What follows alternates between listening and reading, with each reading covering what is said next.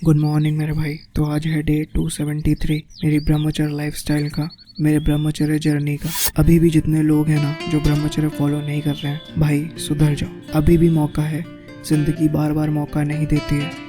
फिर तुम रोओगे, चिल्लाओगे और बोलोगे काश उस टाइम पे मैंने ये फॉलो कर लिया होता। ये लाइफस्टाइल इतनी बढ़िया है ना कि तुम्हें सारे दुखों से दूर लेके जाती है। मैं ये नहीं कहूँगा कि सारे दुख तुम्हारे चले जाते हैं, बट तुम्हें एक बैलेंस आ जाता है तुम्हारी लाइफ में। सुख और दुख को झेलने की जो पावर होती है वो मिल जाती है इस ब्रह्मचर्य लाइफस्टाइल को फॉलो करने से। अपने इंद्रियों पे जो कंट्रोल रखना बहुत ज़्यादा मुश्किल होता है, वो तुम कंट्रोल रख सकते हो इस ब्रह्मचर्य लाइफस्टाइल के साथ। जो तुम्हारी गलत आदतें हैं जिनकी वजह से तुम्हारा एक्स्ट्रा पैसा खर्च होता है, वो तुम कंट्रोल कर सकते हो इस ब्रह्मचर्य लाइफस्टाइल के साथ। जो तुम्हारी हेल्थ अच्छी नहीं है, जो तुमने बुरी चीज़ों को ले लेके अपनी बॉडी को इंटॉक्सिफाइड कर दिया है, वो सब क्लीन हो जाती है इस लाइफस्टाइल को फॉलो करने के बाद। ब्रह्मचर्य लाइफस्टाइल के एक फ़ायदे नहीं, 1000 फ़ायदे हैं। कुछ ऐसे भाई लोग होते हैं जिनके बचपन में ही बाल सफ़ेद होने लगते हैं। क्यों? क्योंकि बॉडी में न्यूट्रिशंस की कमी है। न्यूट्रिशंस की कमी कैसे हुई? जो बॉडी में न्यूट्रिशंस बने वो तो तुमने वेस्ट ही कर दिया। तुमने मॉडर्नाइजेशन के चक्कर में ये नहीं सोचा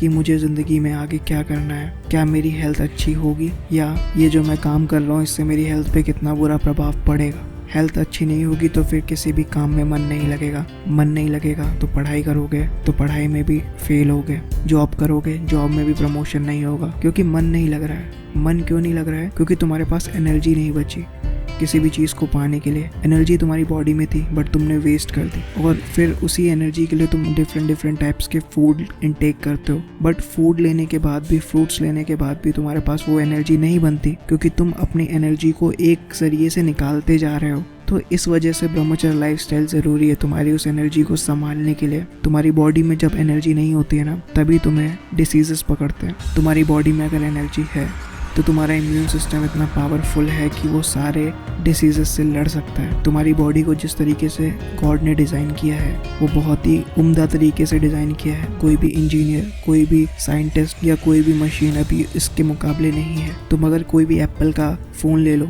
उसे तुम चलाओगे बट कुछ टाइम के बाद उसमें डैमेज हो जाएगा और वो एप्पल का फ़ोन अपने आप को खुद को नहीं बना पाएगा दोबारा। बट बॉडी में अगर चोट भी लगती है ना, तो बॉडी के पास पावर है खुद को रीजनरेट करने के, उस सेल को दोबारा बनाने के लिए। तो ये जो मशीन है ना, ये अनमोल है। इसकी वैल्यू समझो। ये किसी भी तुम्हारे एप्पल के आईपॉड या एप्पल के आईफोन से बहुत ज़्यादा वैल्यूएबल है। इसकी वैल्यू समझो, तभी तुम आगे बढ़ पाओगे। इंद्रियों को कंट्रोल में रखने से तुम जो अपना सूक्ष्म शरीर है उसको भी जान पाओगे बाय डूइंग मेडिटेशन। ब्रह्मचर्य लाइफस्टाइल तुम्हें ये सारी चीज़ें सिखाती है। जब हम एनर्जी को ट्रांसम्यूट करने का जरिया पकड़ते हैं तो योग, प्राणायाम, मेडिटेशन, चैंटिंग, इन सब तरीकों से जो हम एनर्जी को ट्रांसम्यूट करते हैं, ऊपर की तरफ चढ़ाते हैं, जिसे हम योगा में ऊर्ध्वरेता योगी कहते हैं।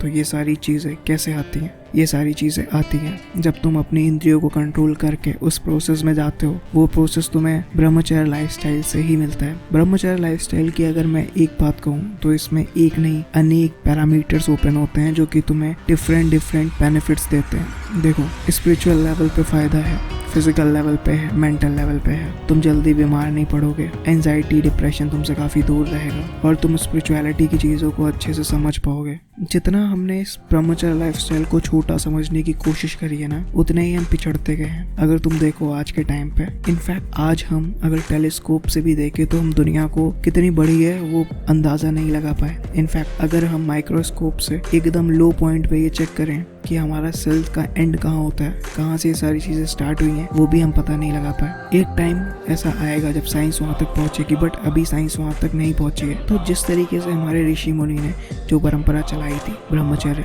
गृहस्थ, वानप्रस्थ, फिर संन्यास, तो इस तरीके से हम लाइफस्टाइल को जी सकते हैं आज के टाइम पे भी, वो भी अपने घर पे ही रह के। ज़रूरी नहीं है कि आप वानप्रस्थ में वन में चले जाओ, क्योंकि एक्चुअली वन बचे ही नहीं है। मेन चीज़ तो ये है। फिर संन्यास इज लाइक सारी चीज़ों को त्याग देना, अपनी इंद्रियों के भोग को त्याग देना, मोह माया से दूर रहना, ये सारी चीजें होती हैं संन्यास में। अगर तुम देखो तो ब्रह्मचर्य लाइफस्टाइल के स्टार्टिंग में ही तुम्हें इंद्रियों को कंट्रोल करना सिखाया जाता है, और इंद्रियों को कंट्रोल करना ही सबसे बड़ी जीत है किसी भी इंसान के लिए। एक चीज हमेशा ध्यान रखना, सीढ़ियां उनके लिए होती हैं जिन्हें छत पे जाना है, आसमान वहाँ पे हो जिनकी नज़र, उन्हें अपना रास्ता खुद बनाना है। तुम ये जान लो, अगर तुम्हारी नज़र आसमान में है, तुम्हें कुछ बड़ा करना है तुम्हारी लाइफ में, तो तुम्हें दूसरों से हट के ही करना पड़ेगा। मेरा एक टेलीग्राम ग्रुप है जहाँ पे भी मैंने 5 पुराण अपलोड करी हैं। वहाँ से जाके जो हमारे पुराने स्क्रिप्चर्स थे तुम उनको पढ़ सकते हो हिंदी में, एकदम नॉर्मल हिंदी में, कोई संस्कृत की वर्डिंग उसमें यूज नहीं की है। ब्रह्म पुराण जो हमारी पहली पुराण है, अगर तुम इसको पढ़ोगे ना तो तुम्हें यहाँ पे बताया जाता है कि ये दुनिया कैसे बनी, जैसे भगवान विष्णु का नाम नारायण कैसे पड़ा, क्योंकि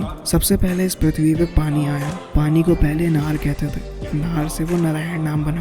तो ये सारी चीजें हमें आज उन पुराणों से पता चलती हैं जो कि पहले ही लिखी जा चुकी हैं। फिर उसके बाद उस पुराण में बहुत सारी चीज़ें हैं जो तुम अगर पढ़ोगे डिटेल बाय डिटेल तो तुम्हें समझ में आएंगी। जितने भी हमारे पुराने स्क्रिप्चर्स थे, जितने भी हमारी पुरानी नॉलेज थी, वो डिवाइन थी। हमने मॉडर्नाइजेशन के चक्कर में खुद को ही बिगाड़ा है। तो अभी भी टाइम है, खुद को सुधार लो, ताकि जो तुम्हारी आने वाली जनरेशन है, जो तुम्हारे आने वाली फैमिली है, वो अच्छी तरीके से लाइफ अपनी जी सके। लॉ ऑफ कर्मा जिसे हम कहते हैं कि हर किसी के लाइफ में इम्प्लीमेंट होता है। एल्बर्ट आइंस्टाइन ने जो अपना लॉ निकाला था कि every action is equal and opposite reaction, ये एक्चुअली भगवान श्री कृष्ण ने भगवद गीता में बहुत पहले ही बता दिया था कि जो इंसान जैसा करता है उसे वैसा ही फल मिलता है। ये सारी चीजें एक्चुअली पहले से ही हमारे हिंदू पुराण में, भगवद गीता में, वेदास में अवेलेबल हैं। बट हमने क्या किया, हमने उन चीजों को छोड़ के जो अभी जो वेस्टर्न एजुकेशन है, हमने उसको पकड़ के रख लिया। वेस्टर्न एजुकेशन हमें एक तरीके से भेड़ बना रही है। लाइक वही एजुकेशन हर किसी को मिल रही है जो मशीन की एजुकेशन है। हमें वो